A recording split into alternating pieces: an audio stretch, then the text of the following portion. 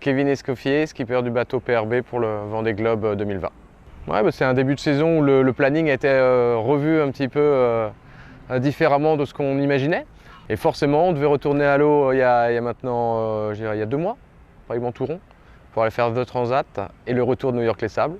Donc c'est 2 courses qui ne vont plus avoir lieu et on va dire pour remplacer ça, pour nous permettre d'avoir du temps de navigation en solitaire, également de permettre de qualifier quelques bateaux parce qu'il y a encore 4 ou 5 bateaux qui ne sont pas qualifiés pour le Vendée. On va faire une très jolie course là qui part le 4 juillet des Sables d'Olonne. Habituellement, au départ de France, on fait souvent des transats ou alors des tours du monde, mais on fait rarement des parcours un petit peu différents. Et là, ce qui est sympa, c'est que ça va être un parcours très nord-sud. J'ai vraiment besoin de temps de navigation en solitaire et encore mieux en compétition. Donc j'ai vraiment hâte d'y être.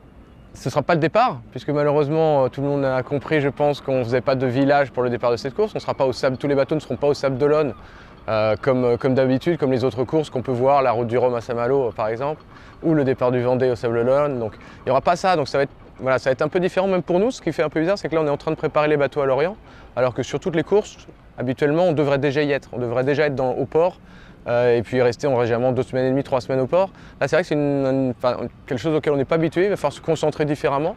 On va partir 24 heures chacun de nos ports d'attache pour se retrouver sur la ligne qui sera pratiquement la ligne du Vendée Globe d'ailleurs. Puisqu'on en avait parlé avec le comité de course et a priori ça va être vraiment la ligne du Vendée Globe. Donc dans ce sens-là, c'est prendre ses repères, on part des sables, on revient au sable. C'est un petit peu le parcours du Vendée avec un tour un peu plus grand au milieu, quoi. C'est vraiment par contre un nouvel exercice en solitaire où là il va falloir que j'apprenne encore puisque j'ai pas énormément d'expérience par rapport aux copains. Mais j'ai peut-être aussi plus d'expérience en termes de nombre de milles que j'ai pu faire sur des monocoques comme sur des multicoques. Et ça, je pense que même d'avoir un peu d'expérience en multi avec ces bateaux aujourd'hui qui ont des foils et qui vont à des vitesses beaucoup plus élevées, une façon différente de naviguer que ce qu'on faisait avant en monocoque, ça peut être un atout également. Donc voilà, chacun va courir avec ses atouts. J'ai un petit peu moins d'expérience en solitaire que certains. Et l'idée, c'est d'aller se faire plaisir et faire une belle course et fiabiliser le bateau également. Alors, je pense que c'est surtout la gestion du temps de sommeil, savoir comment aller se reposer aussi.